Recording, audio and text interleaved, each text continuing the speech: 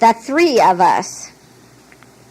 When Big Mo, Dookie, and the baby left the hospital, the little girl carried a package the mission lady had given them to make it easier to care for the baby. It was a long walk to the village and up the hill path to the house. Part of the time Mo carried Dookie on his back, with her arms clasped around his neck. He carried the baby in one arm and the package in the other. When they went in to the house, they found that the cows had been milked and the jars of milk were cooling in the water tank. The strainer was washed and hung up to dry. There were no chores to do tonight, said Big Mo.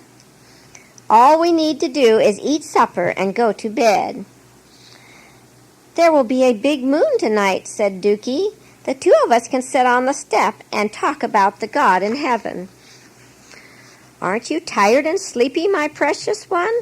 This has been a long day, and we were up so very early.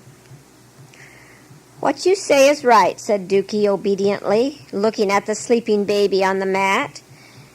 Big Mo soon had supper ready, and the two ate in silence. Mo noticed how quiet and reserved the girl was. It had been such a long, trying day for her, but a good night's rest would work wonders. Suddenly the words came to his mind, the two of us. Could it be that Dookie thought that this tiny baby would take her place in his affections? He had fed the baby first and placed it on Dookie's mat. There she sat with a downcast face. He would not hurt his little girl, even if it meant giving the baby to someone else to raise. He arose from supper and gathered Dookie up in his arms. My precious one, he said, we will sit on the stone step, just the two of us, and watch the moon rise. They watched the moon rise. They talked of the God of love, the wonderful creator of all things. Mo did not mention the baby, for he did not want the girl to feel it was taking her place. Big Mo, don't you love the tiny one even a little bit? Asked Dookie. You don't even talk about her. Will you love her too and hold her tight like you do me? I think she would like to be loved, for she doesn't have any mother but you. If you want me to, I will, but no one will ever take your place in my heart. I'll try to love her too if you want me to. I'm glad, said Dookie. Do you think she will ever be as big as I am?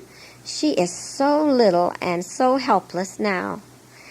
Mo realized that there was no jealous feelings in the little girl. She was sweet and unselfish. What are we going to call her? Asked Dookie. We can't call her the little one. She might grow up to be bigger than I am. Of course, she must have a name, said Mo. I should have thought of that before. We will not choose an ugly one for her because we are no longer afraid that the spirits will take her from us. It should be a happy name, said Dookie, because we are happy to have her.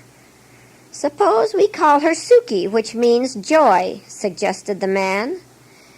Dookie clapped her hands. I like that. She jumped up and said, Come on, Big Mo, let's get little Suki, so all three of us can sit here tonight together. Then we can tell the God in heaven how happy we are to be a part of his big family. All right, little play mother, returned Big Mo.